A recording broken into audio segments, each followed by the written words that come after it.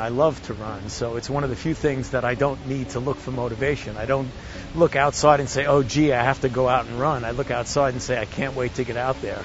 I run about, I would say, at least 5 to 6 times a week. Generally during the week, I run at lunchtime. The whole thing from start to finish takes me about an hour, so I just build it into my schedule. I feel good about running because it just physiologically makes me feel good. The endorphin level is great. It's kept my weight down. I don't think I have a lot of unnecessary fat on my body, which I think is not only healthy, it looks good and it feels good. Mostly, I think the benefit for me is a stress reliever because I have a pretty high stress job. I spend about 15 hours a day in my office at the NIH, maybe more. So getting outside in the day and hearing the birds and smelling the grass is kind of a very pleasing thing for me.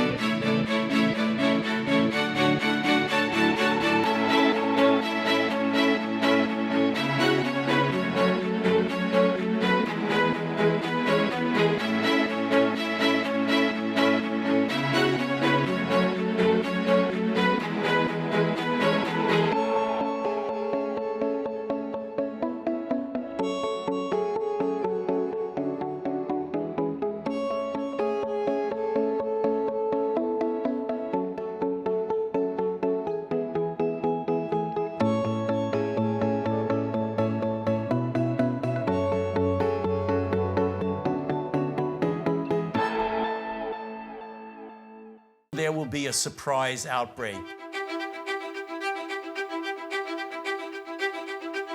Given, as you heard from the introduction, that I have been around for a while and have had the opportunity and the privilege and the pleasure of serving in 5 administrations, I thought I would bring that perspective to the topic today, is the issue of pandemic preparedness. And if there's one message that I want to leave with you today, based on my experience, and you'll see that in a moment, is that there is no question that there will be a challenge to the coming administration in the arena of infectious diseases, both chronic infectious diseases in the sense of already ongoing disease, and we have certainly a large burden of that, but also there will be a surprise outbreak. And I hope by the end of my relatively short presentation, you will understand why history, the history of the last 32 years that I've been the director of NIAID, will tell the next administration that there's no doubt in anyone's mind that they will be faced with the challenges that their predecessors were faced with.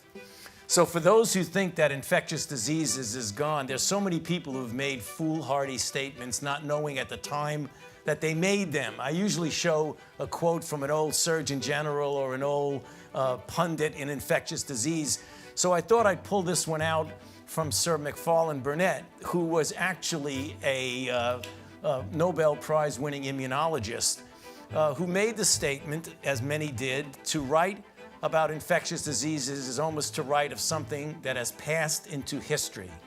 The most likely forecast about the future of infectious diseases is that it will be very dull, which is really kind of interesting coming from a semi-genius like Macfarlane Burnet.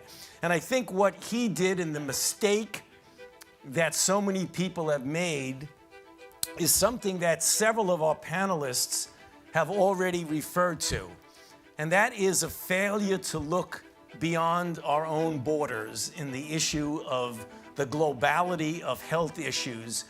Not only things that are there that will come here, but surprises that we have. What are the lessons that we learned from HIV?